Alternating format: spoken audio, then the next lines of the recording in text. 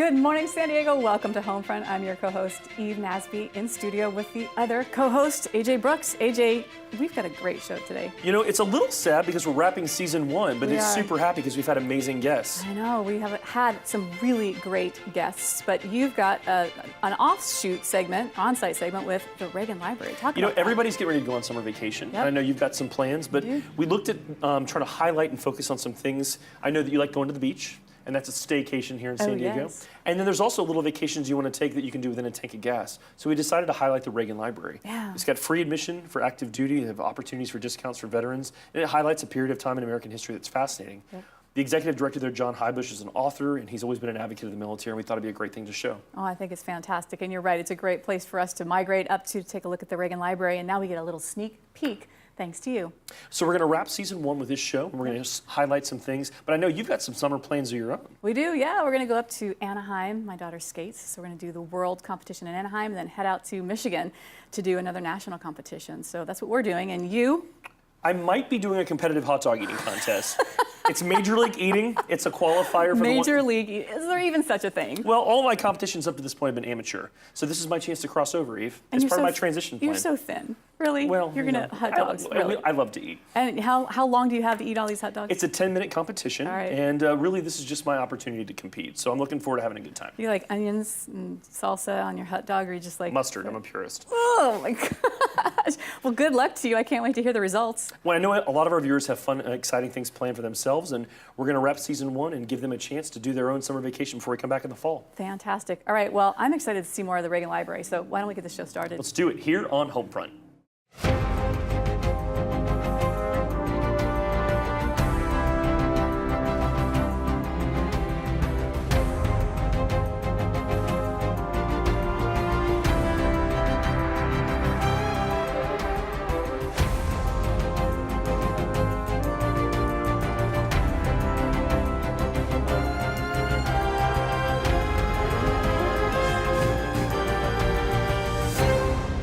Hey, welcome back. I'm your host, Eve Nasby, and here with me in studio for our Homefront employment section is the one and only Tim King from Fox Shocks. Tim, welcome. Hello. Thanks for having me. Oh, you're so welcome. You guys are amazing. You've created a culture that is attractive to our veteran community. You're looking to hire veterans throughout the United States, and we're going to talk about that, but I think the most exciting thing first we're going to lead off with is your story in the military, so tell us about that. Okay. I did 27 years in the Navy. Wow. And came in as an E1 and finished up as a warrant officer. And I grew up in Northern Ohio, and I thought about doing a lot of different things, and most of them had to do with military. And my dad was a vet, and when I was very young, he spoke of what the SEALs were, and it was always in the back of my head as something that would have been real cool to do. So when I finished high school, I was preparing to work my way through college, and I worked 2 restaurant jobs. And one of those restaurants, there was a Navy recruiting office in between my apartment and the restaurant. And I'd walk by every day, and a recruiter would be standing out front smoking a cigarette, and he'd see me at the end of the day after I would probably peeled like 500 potatoes. And he said, yeah, this guy's going to be here sooner or later. And then one day I just walked in and I said, you know what? Just get me to San Diego boot camp. I'll figure it out from there. I think I want to go into aviation or maybe be a SEAL, and I'll make it happen. And it was pretty easy. Like a month later, I was in boot camp. And then eventually I did my first enlistment. I was in AO, aviation ordnanceman, loading bombs and guns on planes. And then I made my way into the SEAL teams towards the end of that first enlistment. And our class, we started out with about 122 guys, and 6 months later I had 16 other classmates with me. And then I was stationed here in Coronado for my first tour, and eventually became a BUDS instructor. And then while I was a BUDS instructor, I got my degree in criminal justice, and that pretty much kind of opened me up to, well, was I going to stay in for a career, or was I going to get out and go into law enforcement? And then after the towers were hit in 9/11, the decision was made. I was going to stay in for the long run. And I had kind of a unique career in the SEAL teams. After I made chief, and at first deployment, I was given the opportunity to work on vehicle programs. So I was actually part of a design team for the first SEAL Humvees, and then I ended up working in both training, writing doctrine, writing vehicle requirements, doing vehicle testing, and my timing was perfect where I would do that for a couple of years, and then I would go back to a team and go operational and actually sign for the vehicles that I helped design. Wow. So you created them, and then you were deployed, and you got to use what you created. Yes. So it had to be created right. Yeah. Good. But it worked out extremely well because I was able to provide feedback from the field on improvements and design changes and worked with engineers, and it made the last 10 years just fly by because it was just constant accelerated learning and fun, and I deployed with great guys. We had the best equipment, we had the best training. And then you transitioned out. So talk about that transition from the military, from the SEAL teams to Fox. Well, I'd worked these vehicle programs, and while we were working these vehicle programs, we worked with DoD engineers, great guys and gals, and we also reached out to the private sector. So there's a lot of innovative companies out there that made and engineered some great products, and Fox was one of them. Fox built these racing shock absorbers that were, we had vehicles that were very small and light and agile, and some of them were just modified civilian vehicles, and Fox shocks made the vehicles faster and off-road and carry more weight. And one of the last things I did before I retired was I was invited out to race in Baja, and I did a 1,000-mile race down in Mexico. And it was it was part of my transition to actually do this 1,000-mile race. And it just kind of set things up for me to, know the sport part of and the racing part of Fox in addition to the military part. Right. So what drew you to Fox, and then what's the culture like at Fox for the veterans who are now looking to come and work for you?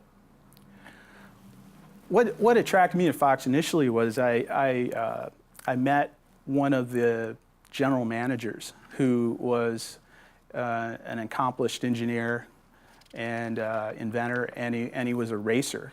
And we had met a few times out in the desert, and this guy, even though he was a pretty senior guy in the company, was out tuning vehicles and crawling under race cars and turning wrenches, and a real hands-on guy. You could tell he loved what he was doing. And then when he wasn't doing that, he was racing vehicles and actually winning championships. Oh. And I said, that inspired me. I said, that's a cool company where a guy can really, enjoy his passion for racing and in vehicles And hiring veterans is important to Fox. So you guys have the culture set up, but why is it important for you guys to hire veterans? And what types of positions do you have open right now for the veterans? We have a lot of different positions, supervisor positions, mechanical, electrical engineers, production managers, a lot of hands-on technician positions. And we have a website, ridefox.com, and there's a tab for careers. That's great. And it's real easy. That's so great. Well, thank you for being a part of this show. You've got a great culture. You've got you at the helm over there to help people navigate. You've got a great body of veterans already embedded in Fox. And I think everybody should jump online right now. If you're looking for a job, or if you know somebody who is, go onto your website. And we've got that running across the screen. Timken, thank you so much for being a part of our show today. Thank you. Stay tuned for more of Homefront. We'll be right back.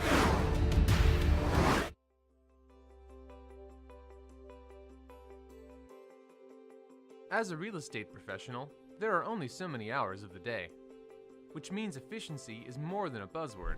It's a daily necessity. Two tools from First American Title can help you keep on top of your transactions, either at your desktop or on the go. My First Stam puts comprehensive property data at your fingertips, where you can review recorded documents, past transactions, or locate comparable sales quickly and easily. Cost First can also ensure you have 24/7 access to closing costs data, allowing you to generate net sheets, calculate fees, update documents, or email, print, or save your reports, along with TRID calculation and consummation date timeframes. Each sale includes a number of stages to manage, each with the possibility to delay a closing or derail it altogether. Let Cost First and My First Stam keep your transactions on track. Contact your local First American representative to get started today.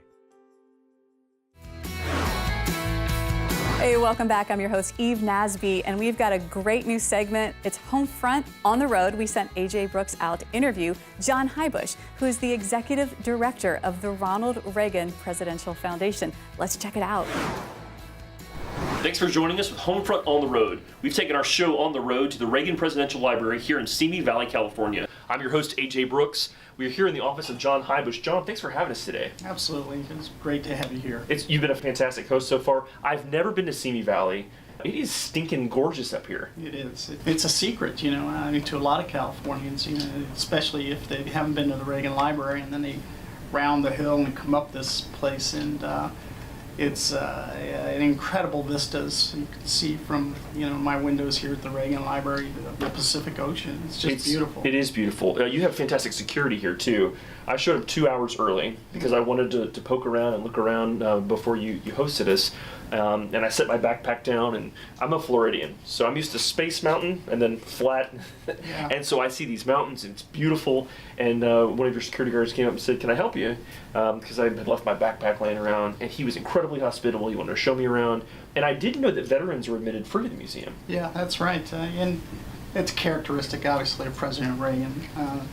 He was in love with our military and did everything he could to support our troops. You likely well remember as a serviceman, perhaps maybe not in the years President Reagan served, but there was a lot of military men and women on food stamps at the time that President Reagan took office, and he fixed that fast. And the military pay divide made it straight lined up. That's right. No gap. That's right. And the president saw that, did a lot about it. And so to this day, we do a lot of things to honor our veterans, and we're just incredibly pleased to do it because it's what President Reagan would do if he were still here today. Now, you had an incredible career in public service, and we'll talk about that in the next segment.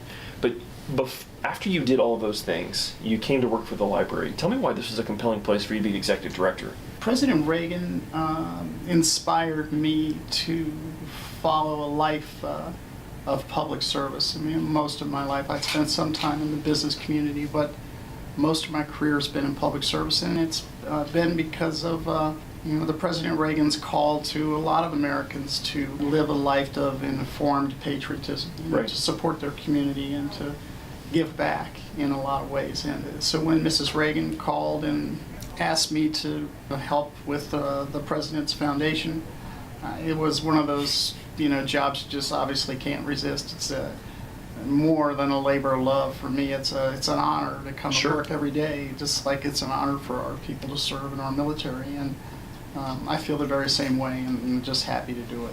There's a foundation, there's a library, and most people hear Presidential Library and they picture a bunch of books on the shelf, but it's also a museum.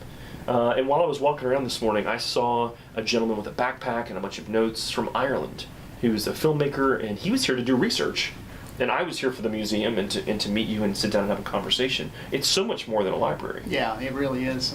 From a standpoint of a museum, it's the largest and most visited of all the presidential museums in the United States. It's I think our total square footage dedicated to the museum is about 250,000 square feet, because we have Air Force One here. It's a hangar. Yeah. It's beautiful. It's magnificent, So you can go aboard Air Force One, and you can, in our highly interactive museum, you can learn a great deal about history through technology and also through more traditional ways where we have static displays and that sort of thing. But, at heart, the Reagan Foundation and Library and Museum, what it is, it's a mecca for those people who want to learn more about President Reagan or remind themselves of who he was and his values and what he stood for. And given he's one of the most admired presidents in American history, I think we have an obligation to make sure that this place is a showcase, and we do it every day.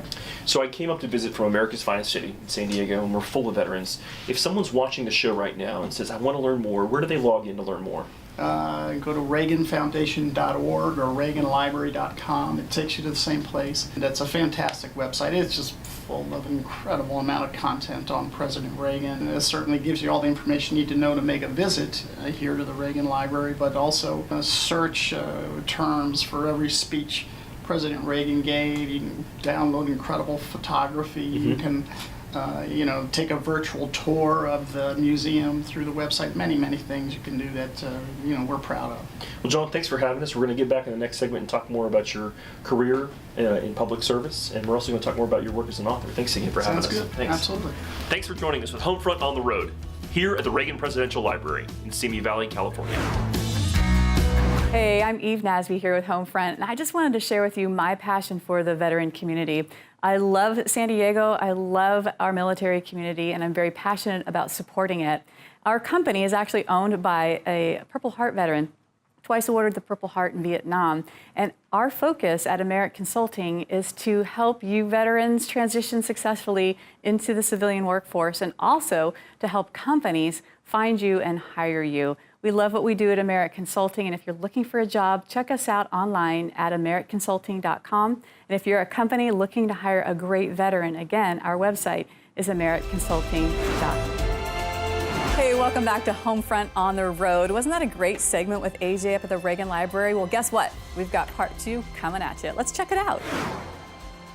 John, it's been great getting to know you. John, it's been great. Sounds like you were a fun young man who was in a band, who ended up at a great public university in one of the most beautiful parts of Virginia. Go Hokies. I'm going to say it again. And then you ended up doing your graduate degree in our nation's capital. And you worked on the Hill for a lot of really talented people. And then you ended up in the private sector. And then you got a call asking you to come serve here and be part of the Reagan Presidential Foundation, an institute.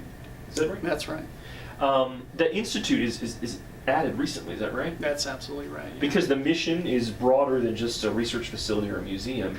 And when I look at this wall behind you, this seems to be one of the main benefits of your current job, besides this beautiful desk, is that you get to meet brilliant minds and hear a lot of stories. Yeah, no doubt.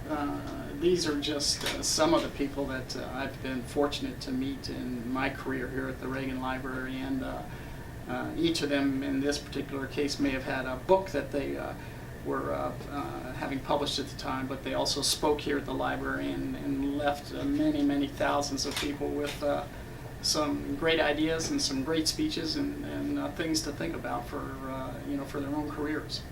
So you've written your own book, The Shroud Conspiracy. This book is fantastic.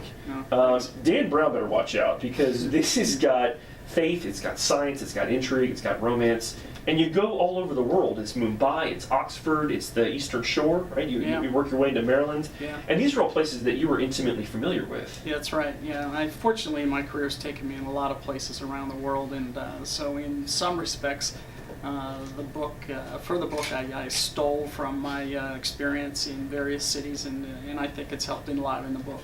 You know, Eudora Welty is one of my favorite Southern authors, and she is brilliant. She always says the flowers shouldn't bloom at the wrong time. And you got the details in this book really well done. But one of the details that is most fascinating to me is that sort of squishy space between faith and science.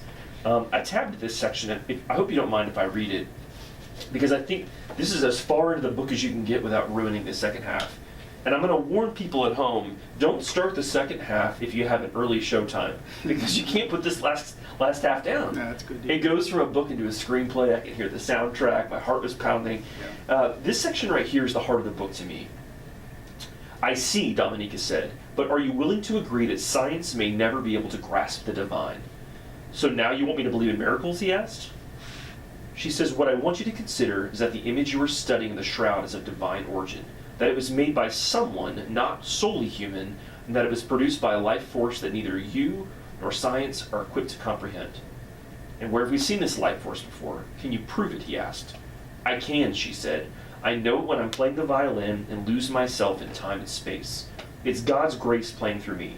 I know it when I look upon a masterpiece and marvel at what guided the artist's hand. I see it in the great works of literature and even the marvel of your machines and what you would call scientific discovery. That is incredibly good writing, and it's that part of all of us that I think is both Thomas and Peter. It's belief and emotion, it's what you feel, and it's that desire of left and right brain to make sense. And they always talk about emotional and factual, and in between is the wise mind.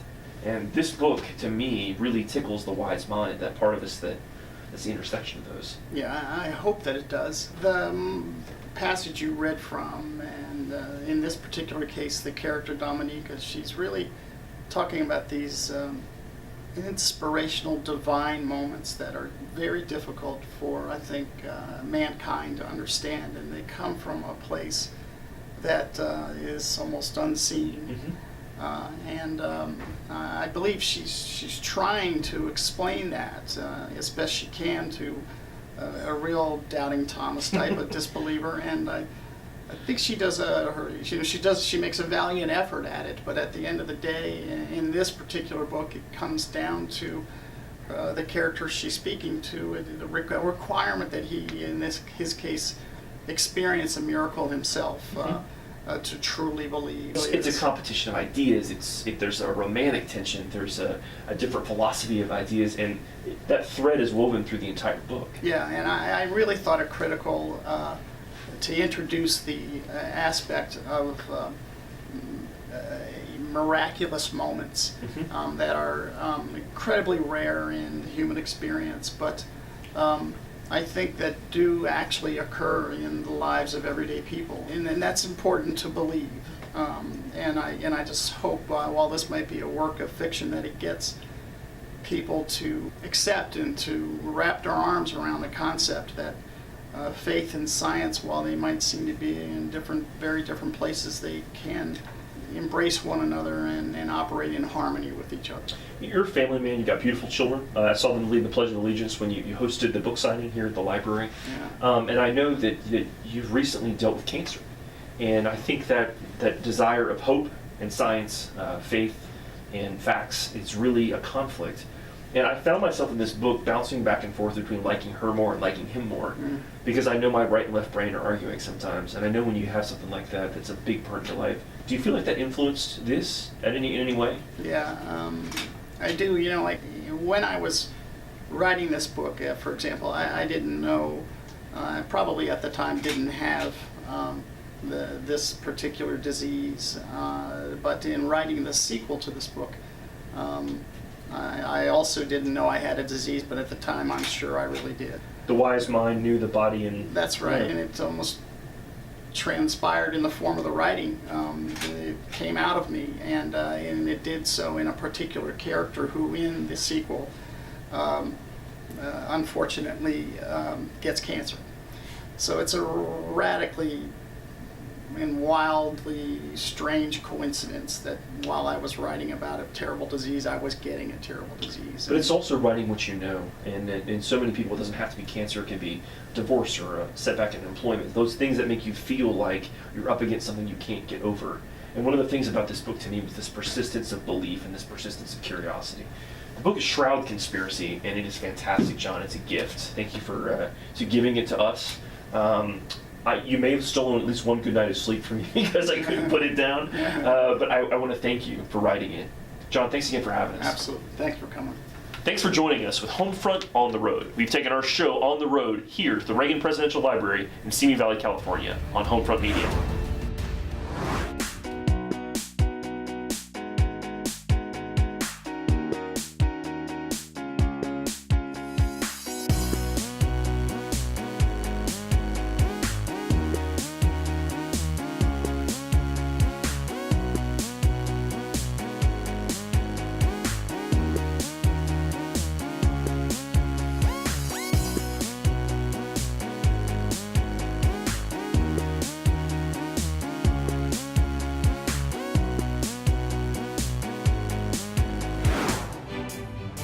Welcome back to Homefront. I'm Eve Nasby with AJ. AJ, we've had a great show and a great season. Yeah, 18 episodes. 18 episodes with some great guests. Thanks for all you did with the shoot out at the Reagan Library, and then Fox Shock's great company looking to hire veterans. And this show is all due to an idea that Daniel Lehman had. So we want to give him a shout out and thanks to him and his vision for the show.